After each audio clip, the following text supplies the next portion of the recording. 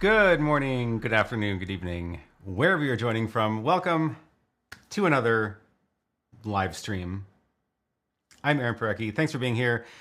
We've got all sorts of stuff to talk about today. I've got a long list. I don't know how we're going to get through it, but we're going to try. Thank you for being here. If you are new, welcome. This is a chance to just chat about live streaming technology, talk about new gear, new cameras, answer questions about the stuff I use to work on live streams and help you get better at live streaming. So to all the regulars here, thanks for joining again. Oh yeah, if you are new, if you're wondering why the chat is set to subscribers only, it's because we were getting a fair amount of the drive-by spammers and they just are not very helpful. So turns out just putting up a small barrier of being subscribed for a minute is enough to just make them not bother. So it's not a trick to get you to subscribe, although I would appreciate it if you did, of course. So yes, that is the deal. Welcome. Yeah, we've got all sorts of stuff on the schedule. If you do have a question, feel free to drop it in the chat at any point. You should see a little thing that says put the letter Q in front, and that filters it into my questions column of what I'm seeing here, so I can get to it at some point. Please don't repeat your questions because that just is annoying to everybody, and I actually have a special thing that like filters it out if you repeat it, so it's not even going to do anything if you try to repeat your question. So if you put the letter Q, it goes into a special column so I can see it, and then I will get to it when it makes sense. It may not be right away, but I will try. So yes, Donald says, good to be here live from the west coast of Scotland. Usually I watch later on Sunday evenings. Well, thanks for joining live. Good to see you here. Max is probably the only one from Haiti. That is a fair guess. Appreciate you joining live. Thanks for being here. Okay, and what do we have to talk about today? We've got a couple new things. So DJI and GoPro launched new cameras last week. We can chat about that. I have some feelings about GoPro cameras, and if you didn't yet see my latest video, you should go watch it. It's the most recent one on the channel about live streaming with GoPros, but I do have one here that we can talk about and try some stuff out with, and I can show you more about my thoughts on that. There's a small update with remote ID. We are now past the deadline where any manufacturers making drones for sale in the US have to now have them include remote ID. We'll talk about more about that. And there are some drones that now qualify for that. And I have some updates to the live chat overlay Chrome extension for showing chat on the screen. And of course, we are still talking about the new colors of the PK1 stands. So these are available and in the special colors through the end of the year. And like the last 2 weeks now, doing a special offer for live stream viewers. If you can find at some point during the stream, there will be a 8 to 10 letter code shown somewhere that you'll have to find. And there's two of them. One will give you 20% off a purchase, and that can be used by anybody any number of times. The other one is a special one, and it's good for 40% off of the purchase of the stands to only one person. That is that button worked at pk1.tv, so you can find the links to buy these here. ATEM Mini Extreme, ATEM Mini, and YoloBox stands all available here. And if you find the 40% off coupon, it'll work at the EU Worldwide Store and the Oceania Asia Store. And that'll be 40% off for the first person who uses it. So the race is on. I'm not going to tell you where the code is. It'll be somewhere in the stream. It may be text. It may be a QR code that you have to scan to go find it, but you'll have to see where that is. Thank you for dropping the link to that video, Bailey. Appreciate it. The GoPro folks are probably not Aaron's fans. Yeah, probably not. But they've never sent me anything anyway, so I don't have anything to lose. I don't think I'm I'm not a big enough YouTuber to get the GoPros and DJI cameras sent to me because they do very coordinated launches with very big people. Yes. Graham says, just got shown an ad for GoPro and why it's so good for going live. Okay, let's talk about that. So this is my third GoPro. This is the 10. I have not bought the 11. I probably won't. I don't think it's enough of an upgrade from the 10, which I only got a year ago. And I do like GoPros, but I like them for very specific things, which is being an action camera. Very, very good stabilization. I do appreciate the new design that has the little flip out things down here. That's great because it means that I can now mount it to stuff without having to put it in a case. That's fantastic.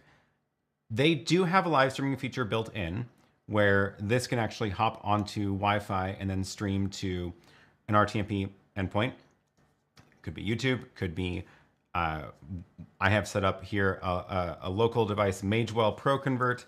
That is a device I've talked about several times on the channel, and we can take a look at it again. It is a very cool little thing that is basically an RTMP server that you can use to receive streams from things like the GoPro, and it outputs over HDMI or SDI. And I'm trying to get the link to it, and that wasn't working. There we go. Here is the HDMI version in the chat. Oh, I should have described what that is. ProConvert HDMI or NDI to HDMI. The one confusing thing about this is that it's called NDI to HDMI, but it's actually for NDI plus a bunch of other protocols. It's just this is the one that has the NDI support in it. Very, very cool device. And basically, there's an HDMI and SDI version, so it'll output the video of whatever it's receiving over the video out. So what that means is I can use that to show you the live stream from the GoPro or other cameras that we've got here on the stream. So we can try that out because I do want to show you what it actually takes to do it. Oh, what do the flip out things do? So this is the standard GoPro, the way that like GoPro cameras and now a bunch of other cameras actually are adopting the same mount. The way that you can mount these to things is with the little mount things that look like this. And in past GoPros, do I have it? Yes. In other GoPros, you had to do it with a separate case. So here's the GoPro. Actually, I think this is the 7, which is significantly smaller, which I also appreciate that it's smaller, but you have to put it in this case in order to get the little feet. And this then lets you mount it to all the attachments like handlebar, helmet, whatever. So that's just like the standard GoPro mount. Other cameras are stealing it, so you can use the other cameras with GoPro accessories, which is really nice. But it's now built in to the GoPro 10 and 11, which is, I really actually like that a lot. But there's a lot of things about this that I don't like, which is, okay, let me actually show you this because we're gonna do a little live demo here of actually getting this thing to live stream. So first, if you turn on the camera, there is no way to start the live stream from the camera itself with the default firmware. So you don't get the option there. So what I have to do is go into the GoPro app on my phone. It will try to connect to it, and for whatever reason, I've found that you have to actually go into here and be like, oh no, please do connect to my phone. And camera found. Okay, here it goes. Tap. Oh no. Okay, this is an example. Why is this so hard to use? GoPro, camera found, don't update. Okay, now we're connected. So I'm just trying to live stream, right? So I'm gonna press live stream. Gotta wait for this. Gotta choose RTMP or YouTube or whatever. And wait. Thinking, it's trying really hard. I don't know what it's doing. It's trying something. So yeah, this is a, okay, finally got it ready to go. And it has the RTMP URL saved in there. It's got my Wi-Fi saved. If you do that ahead of time, this part isn't nearly as slow, which is nice. Resolution. There's a really weird thing about 1080, which I'll tell you in a minute. It's only going to work with 720 right now, and we won't bother saving a copy.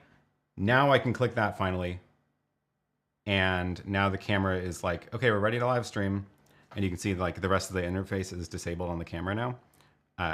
So I will now press go live, and there it goes, and I can see it now in the Magewell. So this is the feed from the GoPro itself. And you can see the, can you see the delay? Can we demonstrate the delay here? Yeah. So here. It's like 3 seconds. 1, 2, 3. Yeah, about 3 seconds delay, which is the first problem. But also, just look how fragile this is. Like, hopefully I don't have a way to mess it up. Okay, touching the back of the screen is fine. The real question is, what happens if I leave the app for whatever reason? Like, oh, I need to go do something else on my phone. So hopefully it stays running, because this is on the Wi-Fi itself. Remember, this is not on, it's not streaming through my phone, which is the one good thing they have about this, is this is streaming directly from this to the Wi-Fi in the building.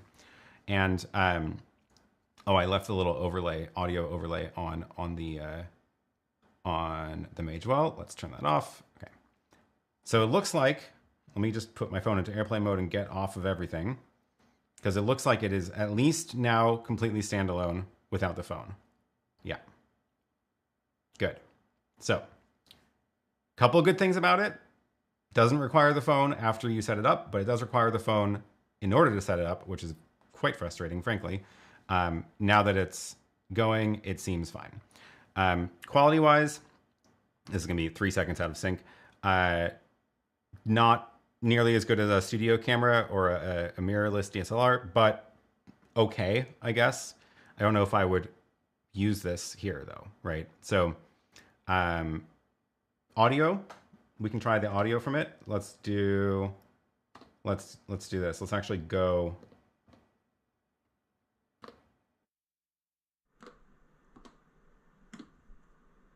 So this is now the audio from the GoPro, and hopefully this is in sync now. Weird thing about switching between this and my other camera is that I'm 3 seconds behind, right? So when I talk, it takes you 3 seconds to see it, which means I can't, after I stop talking, I can't switch immediately because it's still got 3 seconds to go. So not a good idea to mix with studio cameras. I think I just cut myself off on that. So yeah, at least it doesn't require the phone to be actively connected to the GoPro the rest of the time. And to stop it, you can stop it from the GoPro itself. And it says that's a wrap. So that was a little demo. Not great. It does work. It is in sync. Audio is in sync. Great. Yeah, once it's streaming, does the phone do anything? No. And I did completely disconnect the phone from everything in order to double check that. Cool. So yeah, I don't know. It's like, oh yeah, then the whole HDMI problem, right? Which is that there's no HDMI on the camera anymore. So you have to have it in the other case. And yeah, but I apparently made some people mad with that video, of course, which I'm not surprised about, frankly, because people were like, oh, but you can live stream from it because it has RTMP. And yes, in order to get that into an ATEM, it's kind of a lot of work. You need a Magewell ProConvert if you're not going directly to YouTube from the camera. And that means another cable, another power, another thing on the network, more configuration. It's kind of, yeah, it's kind of a lot. It's not great. Raul, why do you need so many inputs and outputs in your ATEM? This is exactly why, so that I can plug in random stuff like the ProConvert to show you stuff. So yeah, anyway, that's the deal. It's not my favorite thing in the world, but I do like it for the stabilization and recording. I have it on the front of my bike. It just lives there usually, and I do like time lapses of bike rides so that I can watch them back years later, it's kind of fun to see like what the neighborhood looked like compared to now. Any overheating problems? I haven't run it long enough to actually check while it's been live streaming, so I don't know. Supposedly the 11 is better at live streaming though, or at not overheating while live streaming. I guess the GoPro can't connect to the Apple TV. Yeah, because the Apple TV, you can run an app that's a NDI receiver on the Apple TV and pull up NDI feeds on it, but I haven't found one that lets you push to an RTMP server in the Apple TV. That would be cool, but I doubt that will work. Oh yeah, the Pixel Mint says I've had all the same problems trying to use the one I had. Anyway, great to hear about the Labs firmware so I can make it work in a pinch. So the solution to everything with the GoPro is GoPro Labs, which is, I frankly don't, I get why they do it this way, but I really think they need to move more of these features into the core, because the GoPro Labs is basically completely separate firmware that you download onto your GoPro, and then it does things completely differently. And it is very cool. You can do a lot of cool stuff with it. But yeah, the font is just tiny on this. You can do interesting things like start and stop capture only when it moves. You can have it start up when the USB power is detected. This is the one that's really relevant here. You can make it so that it starts live streaming as soon as it's connected to a network. That's cool. There's all sorts of interesting things that you can do with the GoPro Labs firmware.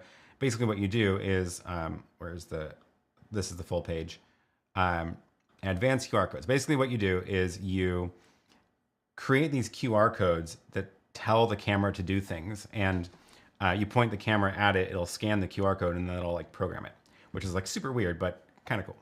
And there's like a lot of interesting things in here.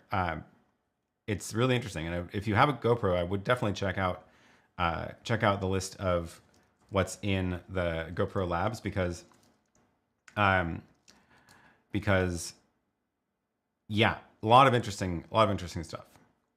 And it can definitely help with if you're using it for like single purpose activities where you don't necessarily want to be changing it around all the time, and it can definitely streamline that. Here's the live stream one. So you put in your own Wi-Fi here, and this then will make it connect to that, and you can also do the same with the RTMP. So it's cool. Oh yeah, I wanted to mention the 1080 thing. This is super weird. So let me see if I can get how quickly I can get it set back up again to stream from. Camera connection lost. So let's go connect again. It's also just like, God, it's really just frustrating trying to get the phone connected to the GoPro. Is it going to work this time? And having to do this while you're live is also like, it's just panic inducing, frankly. Okay, it's not going. Do this thing, connections, connect device. GoPro in use, tap anywhere to use the app instead. That's what I was trying to do.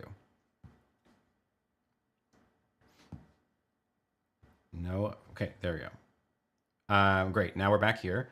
So if I do a live stream in 1080, then watch the weird thing that happens. If I choose 1080 here, don't bother saving a copy. So yeah, that stream, by the way, that was 720 upscaled, right? Upscaled to 1080. So here we go. Put that back in the corner. Here it goes. Go live. It's going to take a minute to show up. Actually, it's probably not going to show up because that's what I'm trying to demonstrate. So why isn't it showing up? Well, let's go take a look at what the Magewell ProConvert thinks. So here is the interface for the ProConvert. And this is where you can go configure stream keys and stuff. But check this out. Look at the signal it's getting. 1912 by 1088. What is that? Why? Right? So it's trying to output that over the SDI port, and I think what's happening is I don't actually understand really why it's not showing up anything, because if I show the audio meter on here, then see that little line on the very far left? It's kind of small, but that's the audio meter from the output of the Magewell. And I can even show like the tally info, right? I can show overlays. So the Magewell is outputting to the ATEM a 1920 by 1080 feed, but it's just not able to handle the signal and do the conversion from 1912 by 1088 to 1920 by 1080, which I don't really blame it, I guess. So yeah, I was looking this up, and apparently one of the reasons is because 1080 over 16 is not a round number. 1088 over 16 is. And I guess there's something somewhere deep in one of the video protocol layers somewhere that requires an even number of 16-bit, I think it's 16-bit, or maybe it was 16 bytes, chunks. And if you have 1080, it's not an even number of them, so I don't know why 1080 was chosen as the size for HD, because it's not the round number. So you just can't stream in 1080 to the Magewell because it's not 1920 by 1080. And if you're going straight to YouTube, I think YouTube can handle it fine, but it'll not be 1920 1080. Yeah. This is the GoPro 10. Yeah. It's a matrix multiplier of some sort of base 16. Yeah, exactly. It's super weird. And yeah, 1912 by 1088. So you need a scaler? Yeah, I guess, but I actually haven't even tried it with my decimator, because I didn't realize this was a problem until right before this morning. So do I have this? I don't think I have the decimator close enough to even try it with it. There's a lot of rewiring to do. I don't even know if the decimator can scale that to 1080. Yeah. Every time we use GoPros with our ATEM, they overheat before the broadcast is over and we have to power them back on. Have not found a solution to this yet. Okay, so one thing I will say is one way you can help it not overheat is to take out the battery and power it over USB.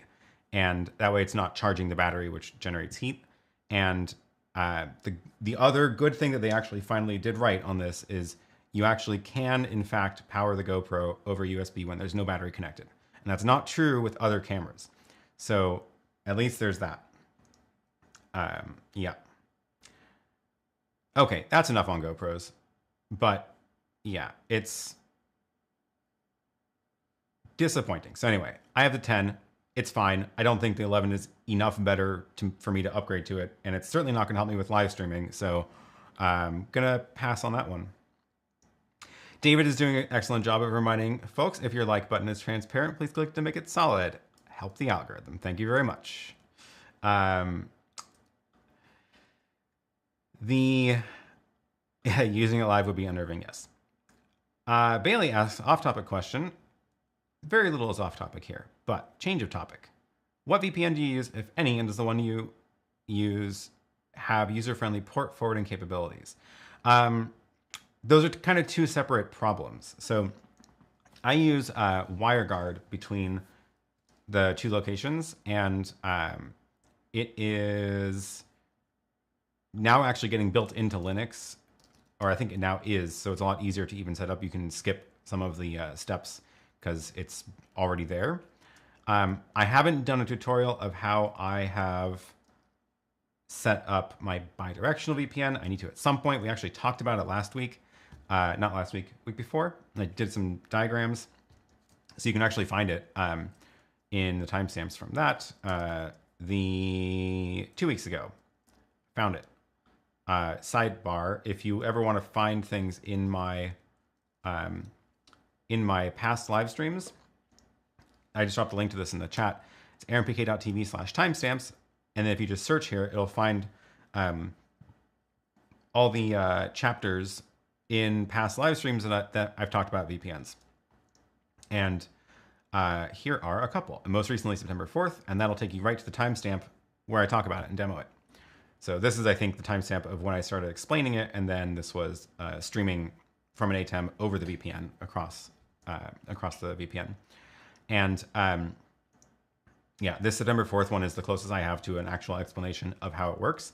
But the blog post that I linked to sets up a one-directional, one-way VPN, which is like the kind of the normal way of doing VPNs, where you can go from something remote get into the studio to be able to broadcast things into it.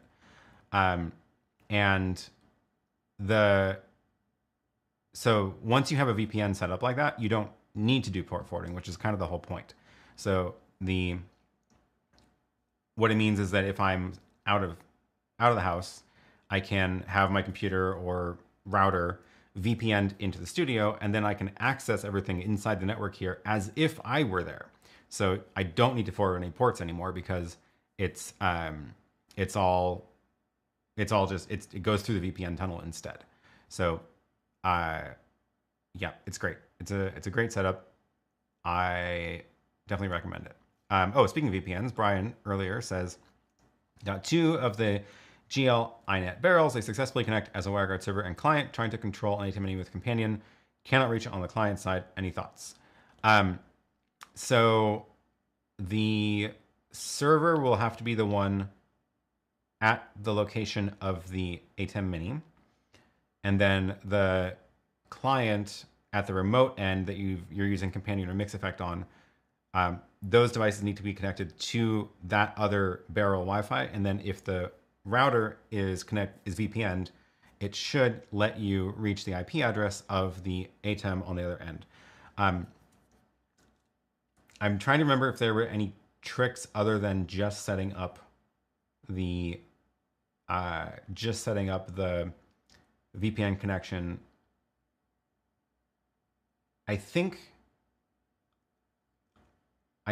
I don't think there was anything special you had to do for it. The only thing I'm thinking of is whether you had to do something special to let the router on the studio end access your other local devices on the network, because that may be the missing piece here. So in that blog post I just linked, it's got some of this. Some of this is here. So this is setting up the WireGuard server, and one of the things in the also in the client side is this allowed IPs thing. So if you have to make sure that it's allowed to access the IPs on the network. It's probably too complicated to explain in detail right now live, because I need to make sure I say it right, which is why I write these things down in blog posts. This blog post is not exactly what you're doing, but it will maybe have the right clue to get closer. Yeah. The allow a local network. Yeah, and I don't have my GL iNet set up right now, so I can't double check the settings. But that's the right track. Mix Effect communication ports need to be configured as well. So the Mix Effect should be able to talk to an ATEM by default without anything special if you're using the Mix Effect app just to control an ATEM, assuming the VPN is set up right.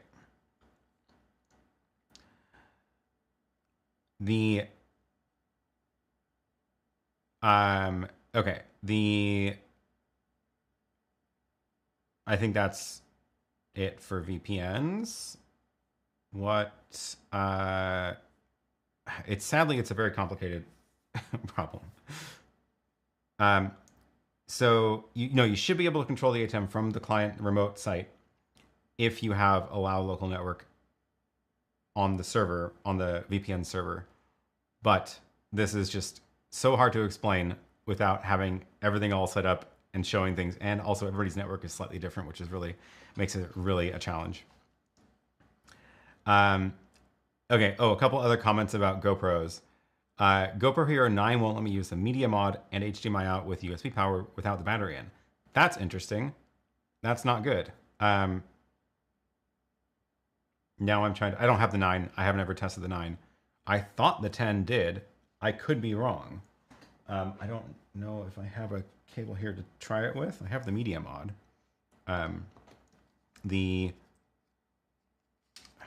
Also, once you add the media mod, this thing gets big. So let's take this off. Let's shut it down. And let's see if the 10 works without the battery in the media mod.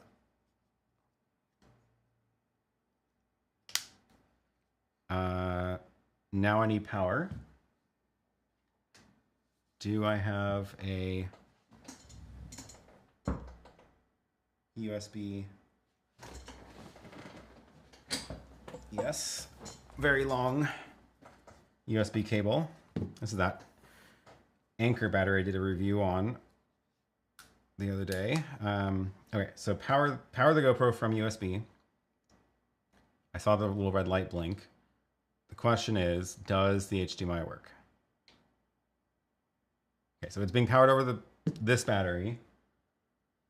Then let me grab this micro HDMI from this camera.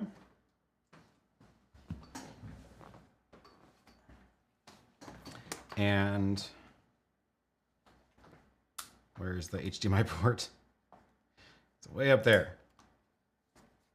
Okay, screen went off and it is working. Okay, let's put the GoPro in the picture here. So this is the GoPro output, and here's the other annoying thing. This screen's off, but I have to navigate by just tapping an empty screen. But okay, so it says no battery. I am getting HDMI out. That's good. So at least there's that. So apparently they fixed that with the 10, which is very good news. So now we know.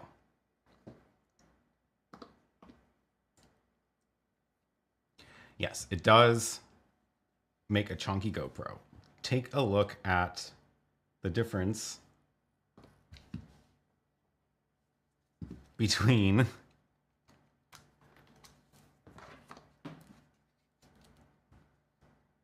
the 10 with a media mod and the 7, which you don't need the media mod for because it has HDMI in it. It's ridiculous. So it's no longer a small camera. So anyway, couldn't even get that far. It just complained about no battery and shut down. That's a bummer. Well, now you know that at least it's fixed in the 10. That is an interesting thing I had not considered. Get this camera plugged back in before it shuts off. There we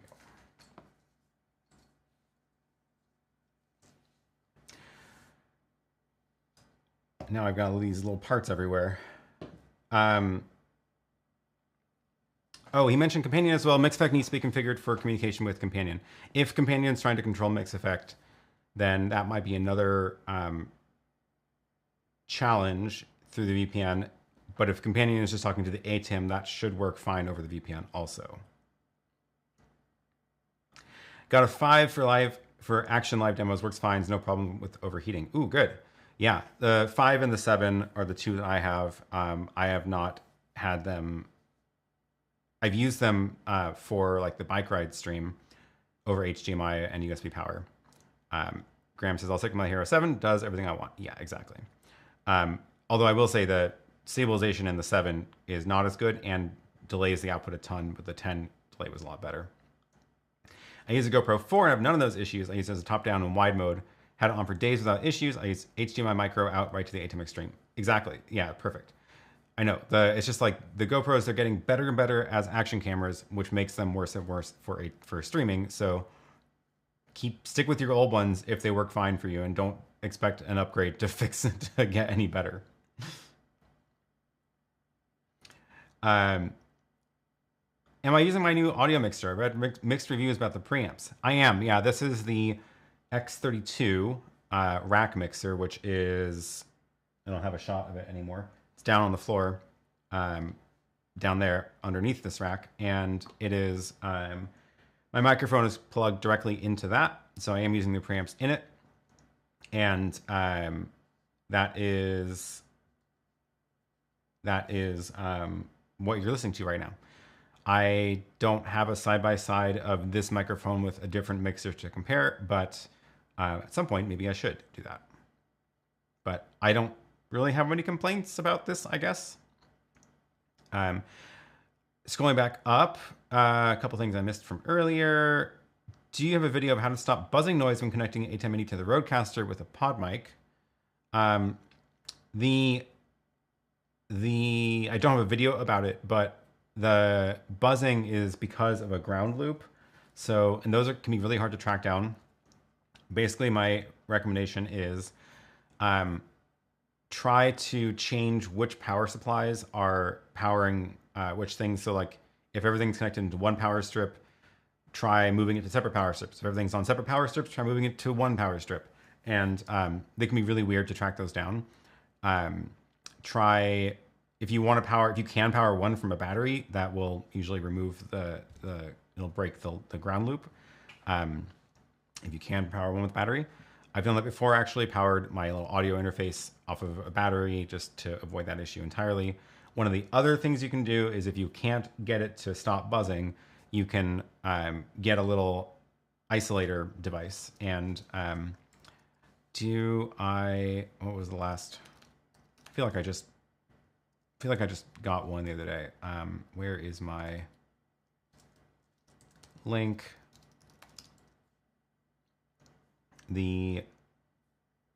Here's one that I just got. Yeah.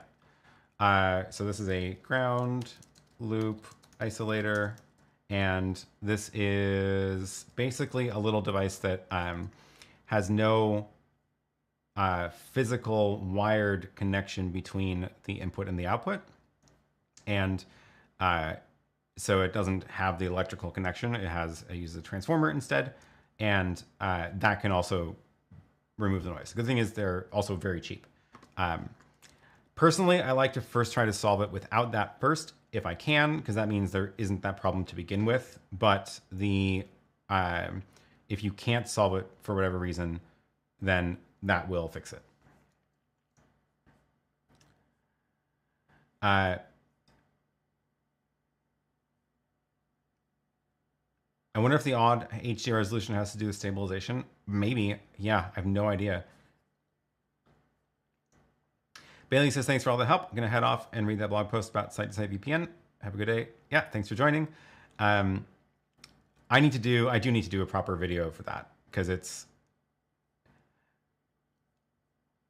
going to be a long one. Let's just say that. It's going to be a long video, and I don't know. Yeah, I don't know. Maybe if I use Raspberry Pis for it, then I'll at least get the views from people searching for Raspberry Pis, because it's very niche, frankly. But my Raspberry Pi streaming bridge video did very well. Way better than I thought it was going to. It is worth a long video. Yeah, it is. And there's two different things that I really should do videos on, frankly. One is the video version of the blog post I wrote up, which is the portable remote control kit, where you want to send a bunch of gear to somebody and then have you be able to go into it and control those devices, which is kind of the opposite of what a VPN normally does. Because normally you use a VPN to get into your local resources, but I want the other direction. And then the other problem, which is really useful to solve, is the site-to-site bidirectional VPN, where both ends, where you can reach devices on both networks without any of those devices being aware of the VPN, which is also very cool. So I have that between the two locations over the internet, and it's fantastic because I can just go and pull up Companion that's sitting at home, or I can stream from that ATEM. I can control that ATEM remotely and stream to this Magewell. And those devices obviously don't have VPN clients in them, but they don't need to because the VPN is done at the network layer. So, niche, you say, speaking my language. Yeah. How about a special live stream of setting up VPN and remote control, a bit like coding the tally lights?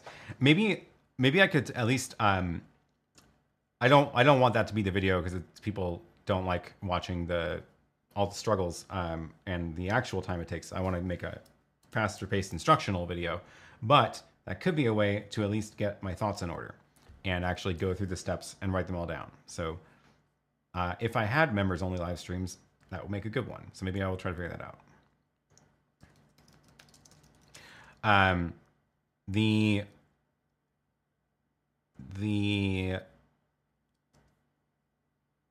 Where was I? Oh, another one from earlier. Have you ever had an ATEM crash when using BitFocus Companion or another third-party controller? I have the 2ME Constellation, and it happened to me once, but thankfully only in rehearsal. Ooh, that's no good. I have had the ATEM Constellation 2ME crash. I don't know why it crashed. I just tried to get into it one day over the network, and it wasn't responding. I don't know what caused it to crash or when it crashed. So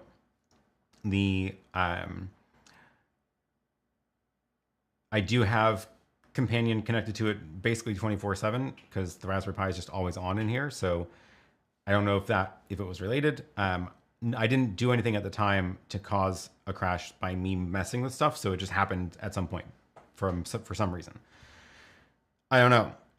Thankfully, it's only happened once and not while I was live. So yeah. The web presenter, on the other hand, crashes reliably after several days. So pretty much every time I come in here, I have to reboot the web presenter because it's locked up. The display still shows the video. It'll show the video. It'll show the audio meters, but the data rate is like at 0.2, and it doesn't respond to anything over the network at all. So rebooting it fixes it, but hopefully they can fix that. 5 device limit on the crash. I doubt it, although I haven't actually tested what the new Constellation does with the 5 device limit. Because what the old ones did is, and the ATEM Minis, they will essentially just cause all of the devices to try to reconnect, and then you kind of just get stuck because one device will try to reconnect, which will kick something else out, or it'll fail. I can't remember the exact sequence, and it just kind of turns into a mess if you try to connect more than 5. It's possible that maybe they change something and it now crashes it if they all try to connect too much. Have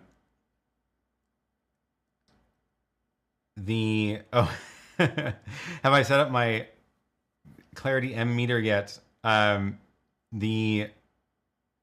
Eric was watching Photo Joseph's stream when I saw that he had mentioned he just got one, and I was like, yeah, I ordered that. It's coming tomorrow. And I have it here, but I got the wrong. So it has, this thing is I should probably explain what the heck this is. Where is the website for it?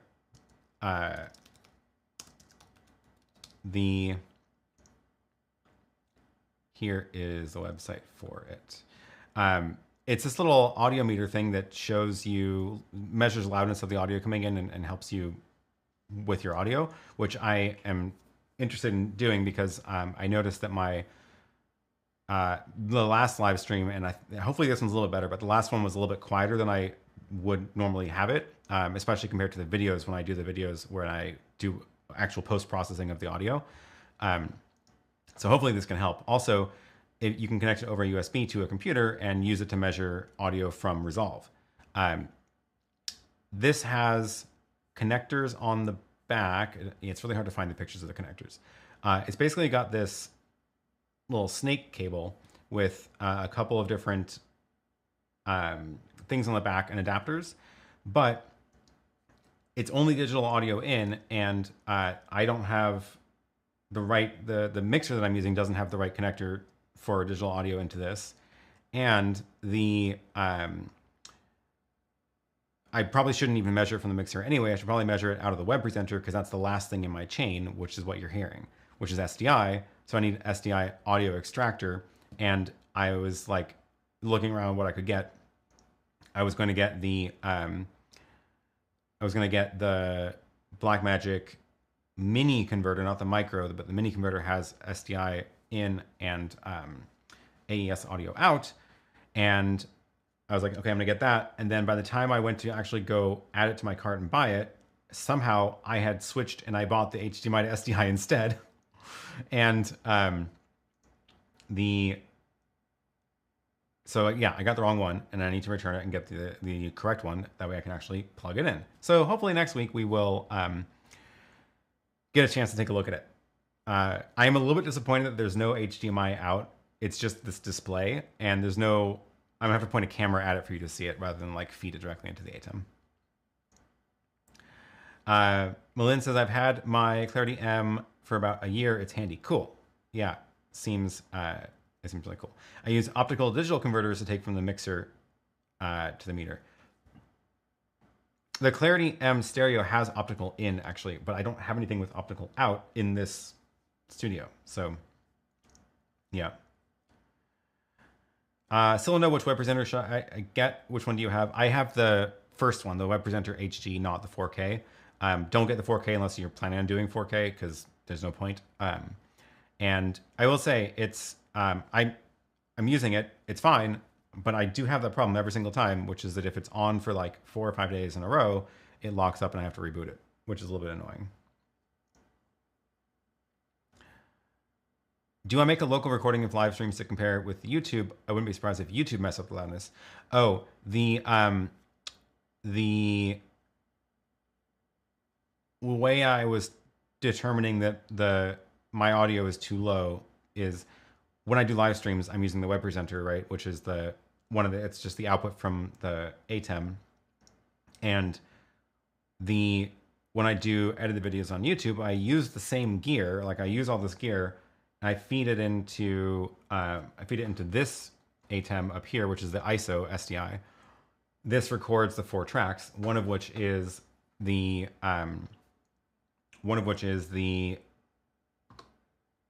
program output that the web presenter would also have a copy of. And when I drag that into the editor, I have to go boost the levels quite a bit to get to where I want. So that's the same thing that I'm streaming. And that's why I know that the audio is too low on the live stream. Analog to optical, cheap converter box. But then I wouldn't trust the digital to analog conversion that happens and then back to digital. I want to go keep it digital all the way through. What's the advantage of the web presenter compared to streaming from the ATEM? Not a lot. If you have the ATEM that streams and use it that way, frankly, not a lot is better about it. The one thing that you do get, which I do have a way to show you. Let me get my camera up. There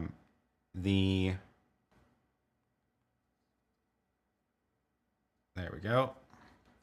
That way I can show you the web presenter, which is up in my little teleprompter. So this is the web presenter up here in my teleprompter. That's the, what do they call it? They call it the monitor out view. So, and you can see it's got all this little interface around it, which is showing me on air, showing me the audio levels, the bit rate, all sorts of interesting information in there. That's the advantage, is that it gives you all this extra info about the stream, which you don't get on the ATEM. The ATEM's encoder shows you the bit rate, but not a graph of it, and it shows you the cache, but only if it's getting full. So there's a lot more information on this, which is handy, but other than that, there's not really an advantage. But the reason I have it is because I am not streaming from... I'm not using an ATEM that has streaming in it. Actually, I guess I am now. I guess I switched back to that workflow. So I could. Maybe next week we'll do it from that other ATEM, because I do have now this SDI, which I added in order to be able to do multi-track recordings, because I lost that by going to the Constellation also.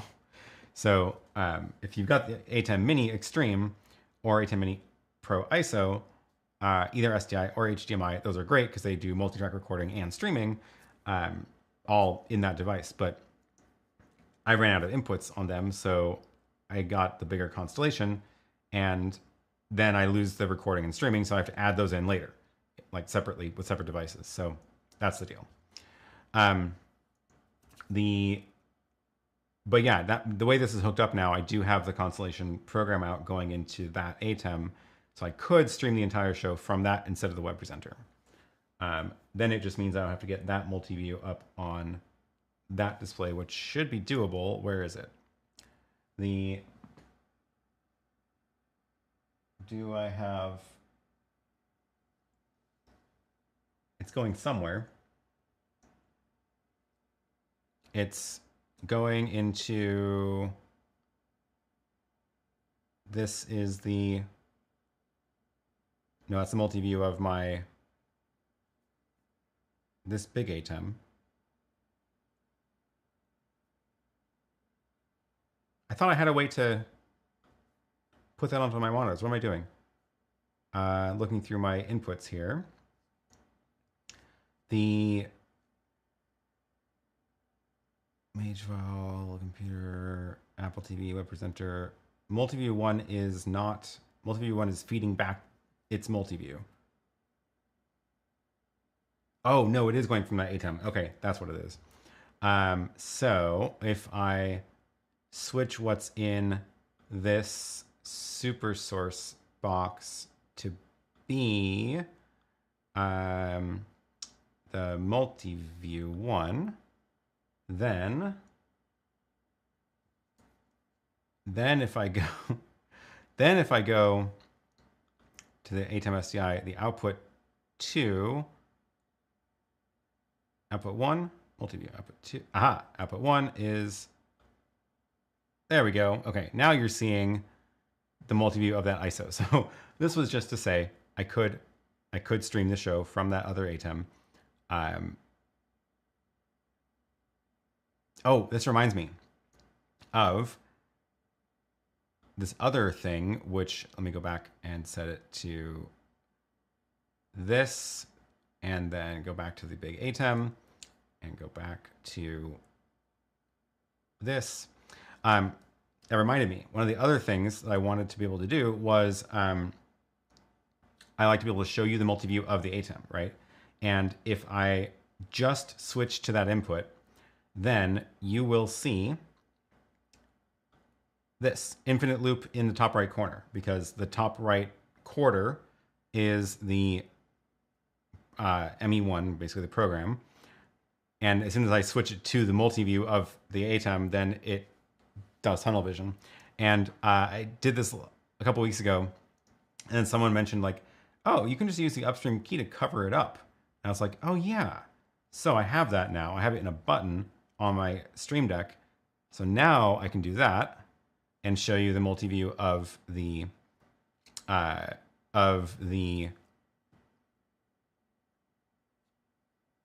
actual ATEM that I'm using for the show, and also show cover up the thing in the corner so that it doesn't give you the tunnel vision.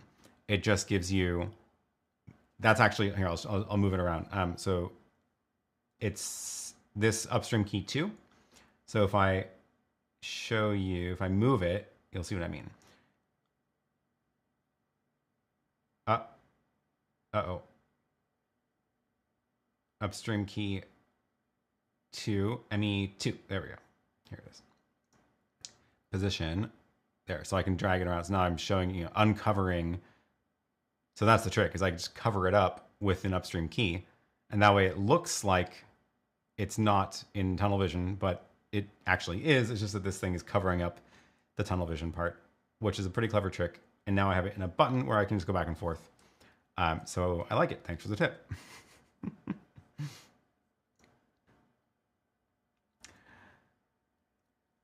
USK2 overlay for multi-view is a neat trick. Yeah, exactly. The AD converter would be fine for just checking levels, but for the advanced stuff that the thing can do, you don't want to chance the ADC altering the audio if you don't digitally up to that point. Yeah, that's my thought. I want to monitor the most accurate view of the audio. I purchased the Gasmod A1 for sports 28 days ago. I'm wondering if I should return it and get the DJI instead. Any thoughts? I've never heard of that camera. I have never heard of that camera. What is it? I'm not even finding it when I search. I have no clue what it is. Yeah, it's not showing up when I search. Is that the right spelling? No clue. The So the DJI camera, oh my gosh, how are we doing on time? All we talk about is cameras. Um, the, oh, we did talk about the infinite tunnel vision now. The DJI camera that came out is also interesting. DJI Action 3. I have the Action 2. The Action 2 is this little tiny cube. I like it a lot. It does have some problems, mainly overheating. And it is a little bit weird that you have to have the extra block on it in order to have an SD card. But it's really cool. I like it a lot. But it looks like they rolled back and went back to the GoPro size, GoPro form factor. And this looks really cool. I think they did a lot of good things with it. And it seems like the quality is on par with GoPro, more or less. I do like this mount better with their little magnetic clippy thing. It's faster to take on and off. Neither of these cameras are bad. You cannot go wrong with either the GoPro 11 or the Osmo Action 3. But there is no HDMI option for this camera at all. So it's not really going to be an option for live streaming from. You, of course, can do it over RTMP if you're okay with the delay that it comes with and the process of setting up the app to manage that. I will say, I think they did a better job with the app in the DJI compared to the GoPro, so it's not as frustrating to use. I can do a little. I don't have the Action 2 with me, unfortunately, but I do have the Pocket 2, and it all uses the same app anyway. So we can take a quick look at that, which is. Oh, and I forgot that I have this set up too. So why don't I do this? Let's go into DJI Mimo and then show you my phone on the screen. So where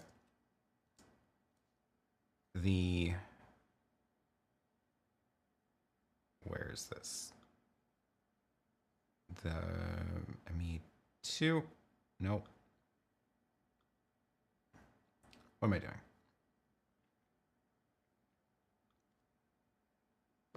There we go. Oh, I gotta share the other screen. My phone needs to be shared into this. It's one downside with the Apple TV is that it shows you just random stuff on the screen. So this found the DJI device. Cool. It wants to join the network. Oh, that didn't last long. So much for showing you how well this works. Connect. It's got all the same problems as the GoPro, really. Okay. Oh, come on. Oh, it's because it's because I'm AirPlaying. That's why. I've got the AirPlay connection going, which is taking up the Wi-Fi. So I can't do that. So we have to go to the overhead instead. Connect. Join. Wait. Come on. Yeah, hopped off of my Wi-Fi. Now we're on. Okay. So now we're connected to the Pocket 2. Now you get this new option here for live stream. It pops up. You turn your phone again. RTMP. Starting live stream settings may take a long time. It does save the info again, which is good. So it saves my Wi-Fi and RTMP that I last used. It has the same 1080 problem. So I have to stream in 720. You can choose the bitrate. We'll do 2. It's only 720.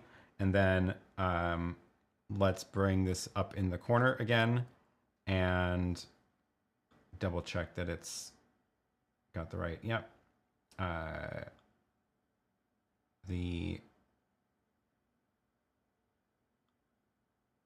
is that right?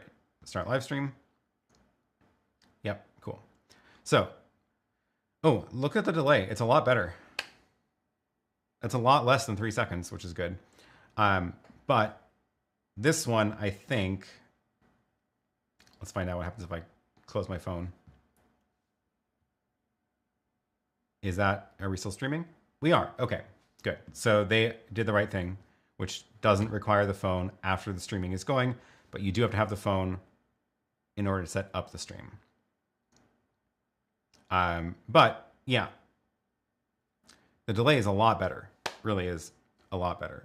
Let's go cut over to that feed itself. This I don't have in one button, so switch to audio.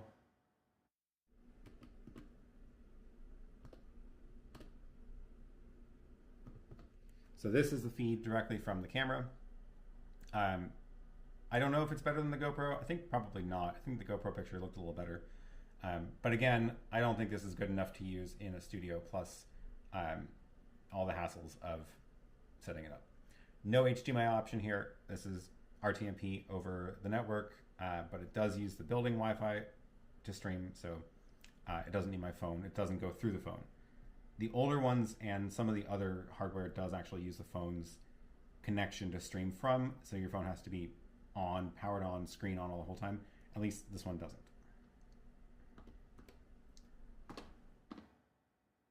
Cool. Okay. And then can I stop it from the device? Yeah. No. Can't stop it. How do I stop the stream? Shooting in progress, do not operate pocket. There's no way to stop the stream from the DJI Pocket itself. That's really funny. If I try to push any of the buttons, it complains that I can't, it says I can't control it from that because it's busy streaming, and there's no way to turn it off. Even the record button doesn't stop it. I think the record button might actually be recording. That's funny. So can I just power it off? Yes. Oh, wow. It was streaming most of that while it was powering off. That was kind of funny. So yeah. Yeah, DJI latency is not bad at all. So how do you insert the audio to the ATEM? Remember, this is streaming to the Magewell ProConvert, so that just shows up as an input on the ATEM. So I just have to switch the audio that was active in the ATEM. Audio is out of sync. Was it out of sync while I was talking to the camera? Because it shouldn't have been. Interesting. I'll have to go back and watch that. I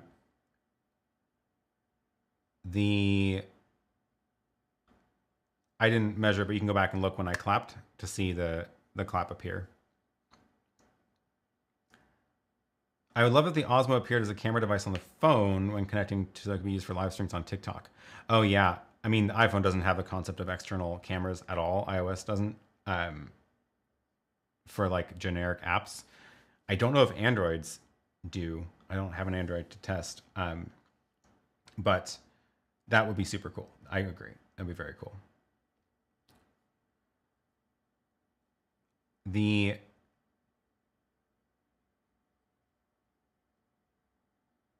Any thoughts on Epiphan Connect joining with Microsoft? Saw your face in the promo video. Oh, funny. I don't know what that is. I don't know what that's about. I haven't seen it. I will have to take a look.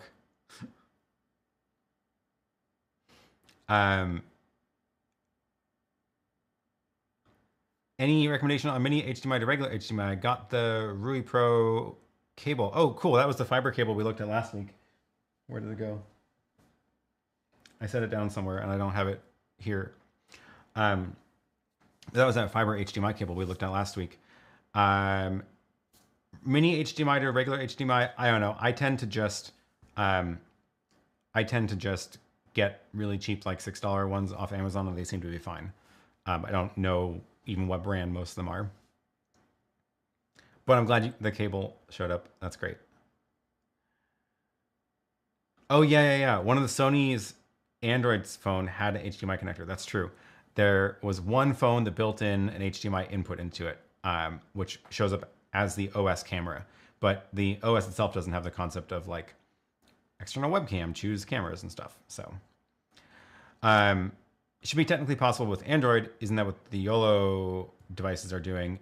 Basically, yeah, but like the device has to be built to do that because it requires extra hardware and software. Do you talk about the Insta360 X2 and your thoughts on it? I have the X2. The X3 is the new one. Yeah, that's right. They launched a new camera also. It's so funny. I recently bought the GoPro 10, DJI Action 2, Insta360 X2, and all three of them now have new versions of each camera available. So I am not going to upgrade mine because I just bought them. But yeah, the Insta360 X3 is the new one, which looks like the same. I think it's the same. No, I think it was slightly larger than the X2, but only barely. But the big difference is this huge screen now instead of the small round one, and better resolution and some details and stuff. But again, it didn't seem like it was enough different from the X2 that it's worth upgrading. So I'm not going to get it. No. But I do love the X2 a lot. It's great. It's a really fun camera. So this one, I would get the X3. If you don't have one, get the X3. Don't get the X2 because more future proof.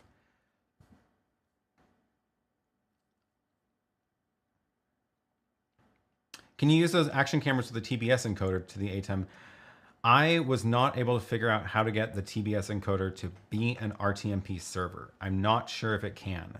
That's the one I used for, because you can actually plug in USB webcams into it, and then it'll output the USB webcam over HDMI, which is kind of cool.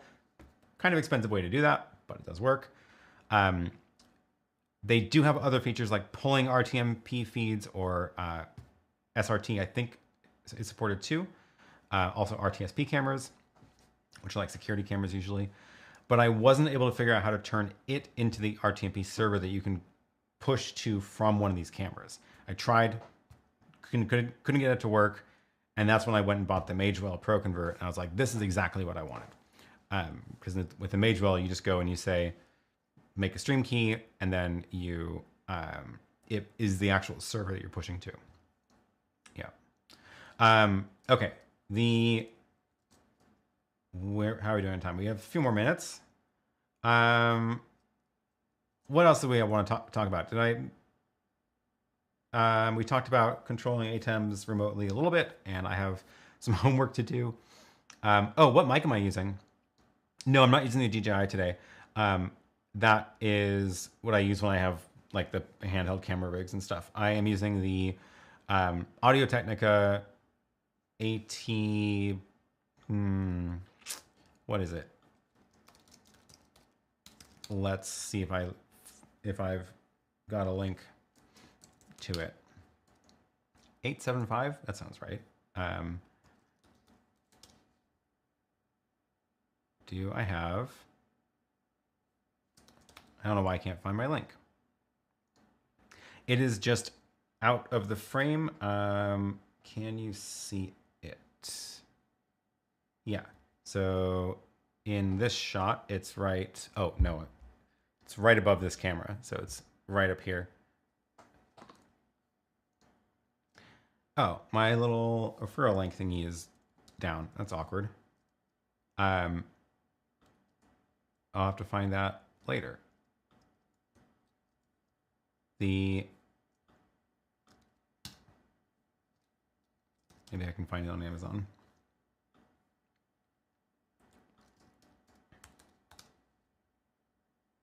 Yes. Here is the link. It's not too expensive.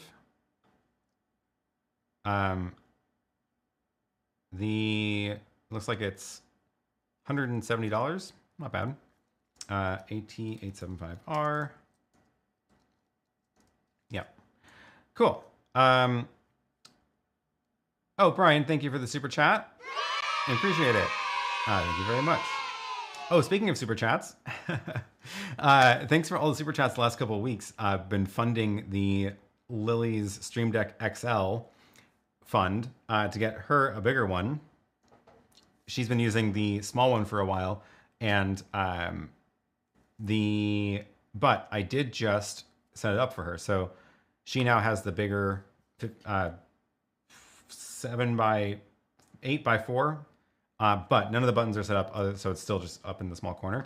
But what I did was, instead of buying her a new one, I actually took one of mine from here and replaced the one here. So I have a new one in here now, which is, I went and I got myself the white one. So this is the one that I use for on the other table when I'm doing recording videos. I don't need as many buttons because I'm not live switching when I record, but I need to be able to set some things up. So this is like, oh, move the Apple TV to the teleprompter, or show the ATEM ISO on that monitor. Here's the actual record, tell the ATEM ISO to record. Here's my audio buttons. This is I'm on the table mic right now. This is the audio for the small, for the other table. And then here's controlling what I see on that multi-view. So I don't need that many buttons when I'm doing this. So I got the small one and I got it in white. I didn't know they come in white. Only the small one comes in white. They don't have a big one yet. I have a feeling that the reason that the big one has been on sale for so long is that there might be a new one coming.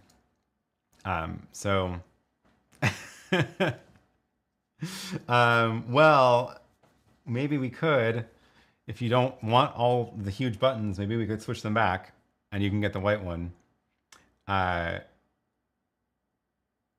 Yep. More real estate for the late 1 page of buttons. Here we come. Yeah. So her buttons look like, speaking of site-to-site VPNs, her buttons look like this right now, the main page, and we're not using those yet, but we can. And then here's the pages we have. I think this is the main one she uses. So now we can add buttons all the way over here. Like maybe we could add the donut ratings all in one row, for example, because right now they're clustered into the corner. There's so maybe she can run the entire show on one page. Put all the donut buttons there, move some of the other buttons on that screen. Where was it? The like these little animations. Those trigger the little video clips, which we could move to over here somewhere. But I'm not going to mess with it right now because she's about to go live in 15 minutes. And the last thing I want to do is have her search for buttons. So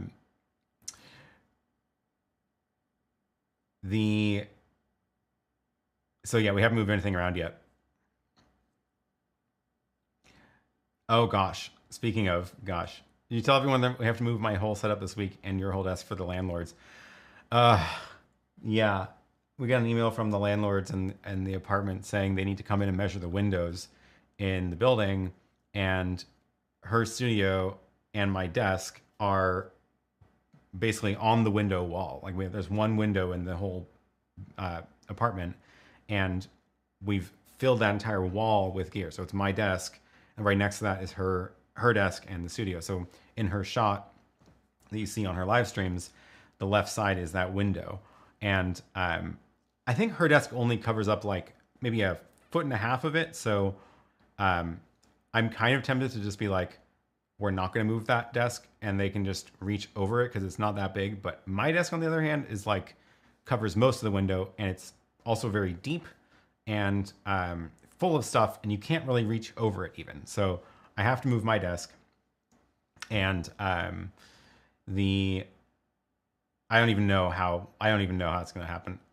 I've been avoiding thinking about it because that's happening on Wednesday, and I wanted to just get through this weekend without stressing about it. But oh my god, I'm gonna have to take everything out of that room in order to get the desk out of there. So I don't know what I'm gonna do. I don't know. Maybe I should just pre-move out entirely and just move everything up into the studio.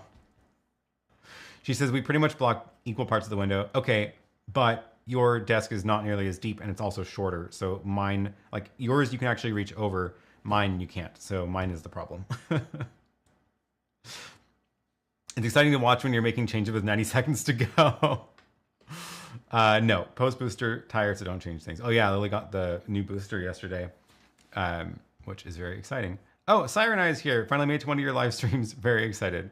Siren Eye is the one that I drove me around Iceland, and we both flew a bunch of drones and had a lot of fun. So thanks for joining. Next week, Lily will broadcast from the studio. I don't know what's going to happen with that room. It is, I got a lot of stuff to clean. And we're going to move, theoretically, in like a year. I'm just going to keep saying a year until actual progress happens on the house. So at some point, I need to move out of that room entirely, and maybe I should just start slowly moving out of it into here, because this room is coming together. It's coming together nicely now. I kind of like the new layout. Still need to figure out that corner, but maybe part of figuring out that corner is I put a desk there or something. I don't know. This is also my office all day, so I need it. Yeah, she actually works out of that room. I've started working on the couch more than in that office, frankly. I think we should move it like it's a kitchen island in the middle of the room.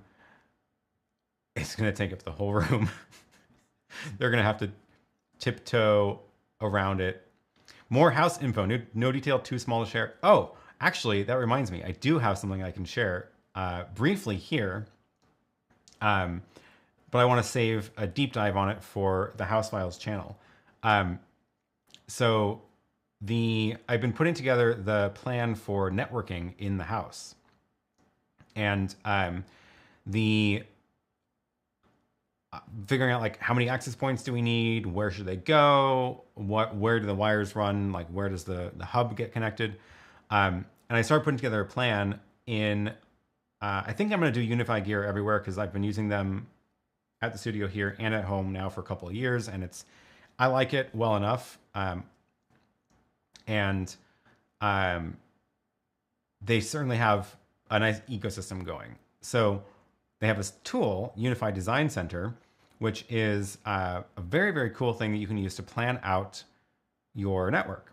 So this is what I've got now. This is the studio over here, which is actually where I am right now. I'm sitting basically here, and the access point's basically in the middle of the room. That's the closet with the router in it. I've shown you this room before. This is a giant disaster mess, which we're going to try to clean up and put actual storage in. But at some point, I'm going to need to connect that to the new building. So internet is still, fiber internet comes into this room, going to run probably a fiber connection out to the new building. And this is the ground floor, or technically basement. And I'm going to make this room the hub for everything. This is where all the wires run into. So what this is showing, all the colors, what this is showing you is the Wi-Fi coverage. So if I put an access point here, then here's the expected coverage. And you can see that like I had to tell it where the walls are and what type of wall they are, whether they're like thick exterior walls or small interior walls.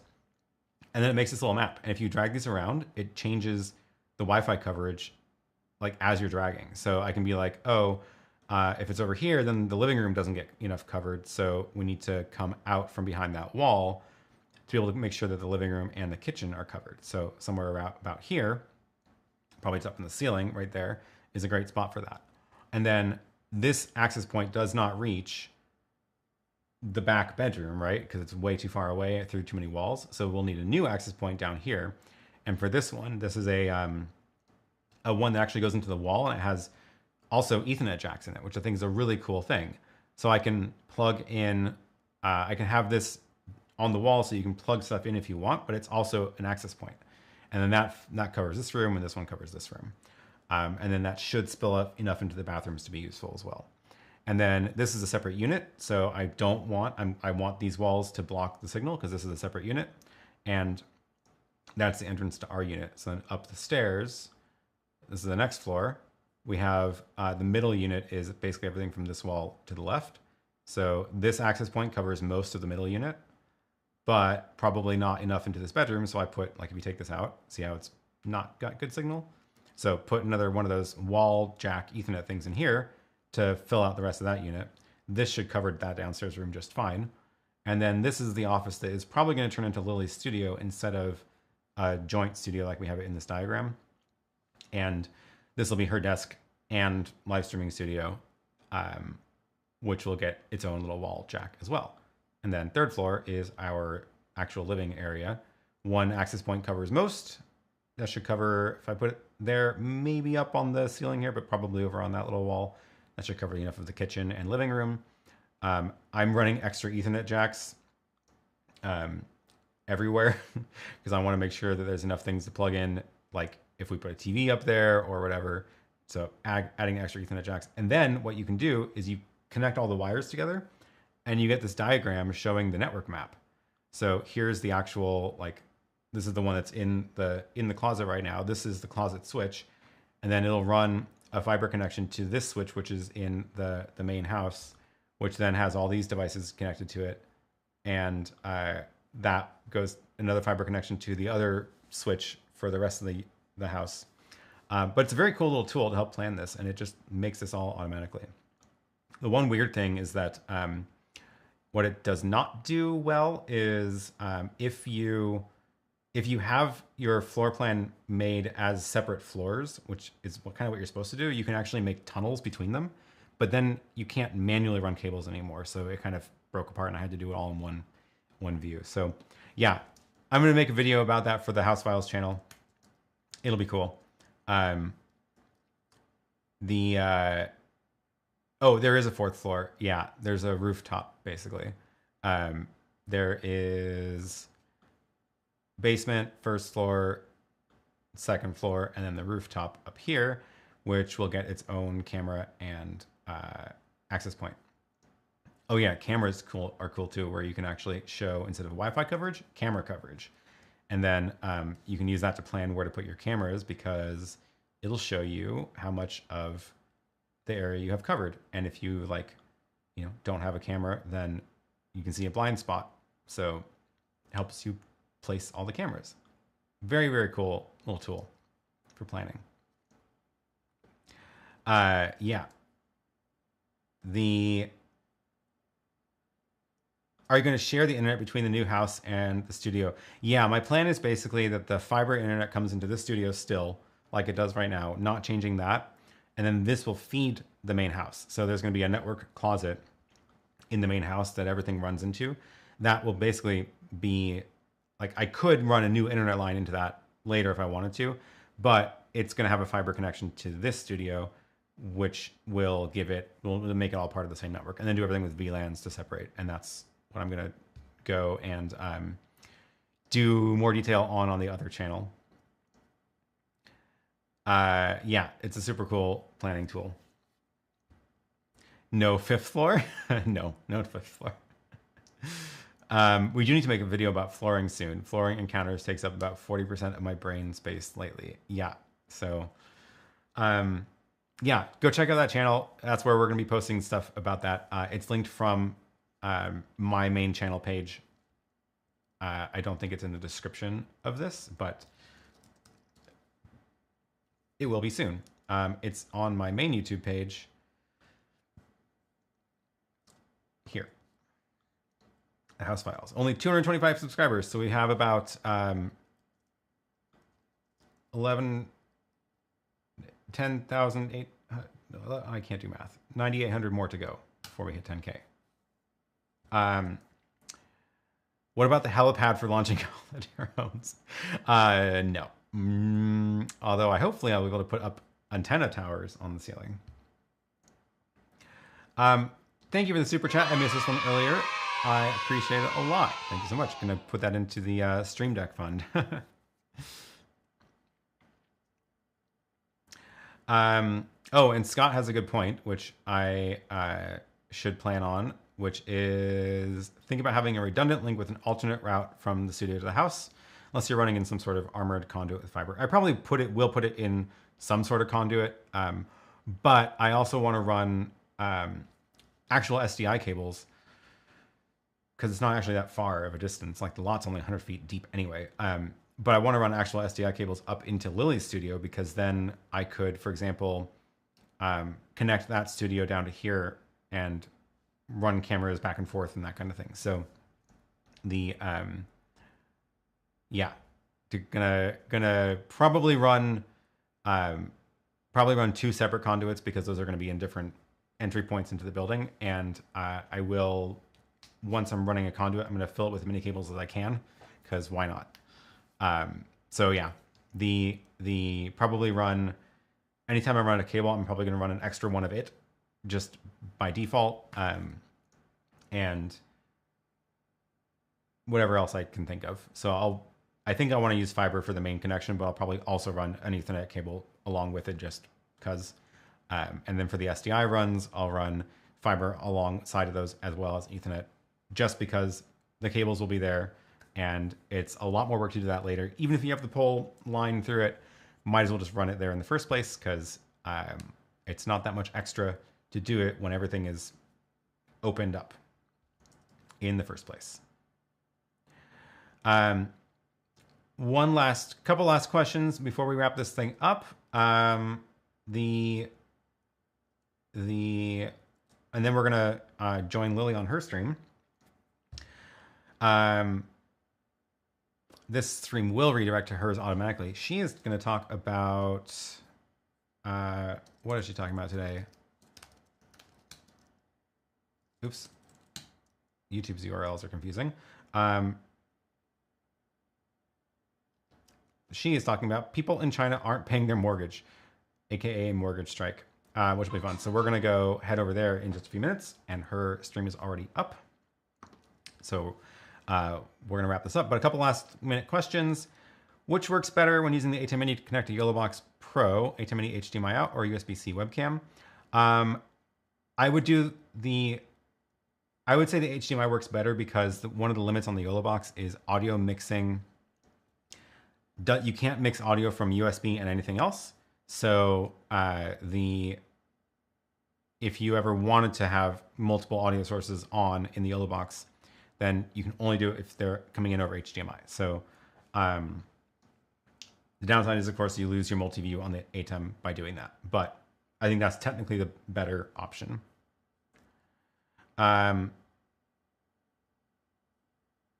Any thoughts on fiber to SDI converter? You can fit more in a conduit. Yeah, I need to look at all the options for that. But at the very least, I want to have enough of the different kinds of cables all run so I can swap things out later if I want to. Yeah.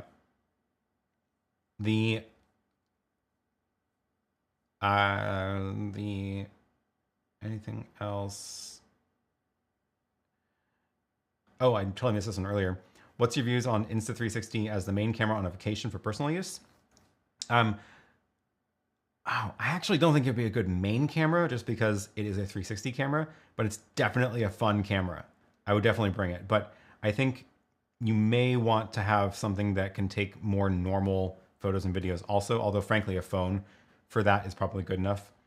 Between a phone and a 360 camera, you're probably covered if it's one of the newer phones with a good camera. Because the 360 photos and videos are just really fun. Really fun. Okay. We're going to wrap this up. Thank you for all the super chats. Thank you for joining every week and tuning in. The next week we'll be back here, same time, same place. And who knows what we'll talk about. I don't have much of a plan before we go live. So that's just how things roll. The other way you can support this channel other than super chats is watching videos, because every view counts, and every view counts. So you should watch my last two videos if you haven't yet. GoPros and all about countdown timers, why I do countdown timers at the beginning of the show. So yeah, and keep an eye out for the, hopefully you found the 40% off coupon this week in the stream. It was up here at some point during the show. I think. Oh God, I hope I did that. Otherwise, I'm gonna be in trouble. I think I did. So it's hidden in here somewhere in the stream. All right, that's it.